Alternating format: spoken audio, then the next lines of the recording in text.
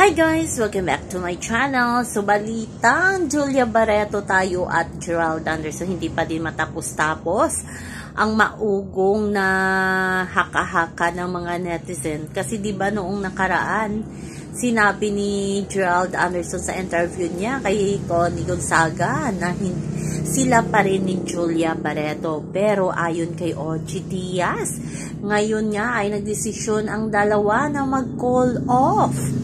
Or parang hiwalayan na yan kasi matagal nang hindi nakitang magkasama ang dalawa. Si Gerald ay busy sa kanyang teleserye at si Julia Barreto naman ay may Eat Bulaga at may upcoming teleserye din na kasama itong si Enrique Hill. So maugong ang balita kung ano ang dahilan ng kanilang call off or hiwalayan.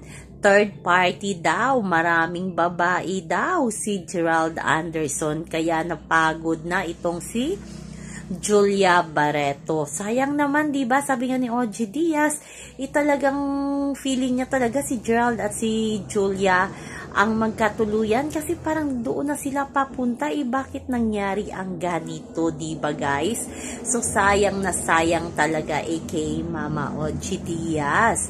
Alam mo naman, pag isang OG Diaz na ang nagbalita, reliable source talaga yan ng galing. Pero sabi nga ni OG Diaz, si Gerald lang at si Julia ang makakasagot kung totoo nga call off sila or wala na silang dalawa.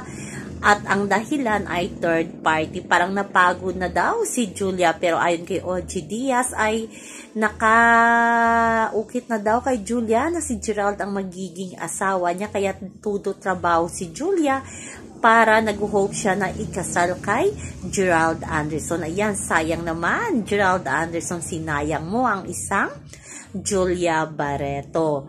Pero ngayon nga ay busy ang dalawa sa kanilang mga karera. Si Gerald nga ay director na ng kanyang teleserye at si Julia marami ding project endorsement na ginagawa. So gaano ito katotoong maugong ang balita, diba? Dati na kay si Claudia Barreto ay nag-unfollow kay Gerald Anderson. At ang tanong ng bayan, sinong mga babae ang dahilan ng pagkaselos or ng call off ni Julia Barreto at ni Gerald Anderson? So abangan natin yan guys.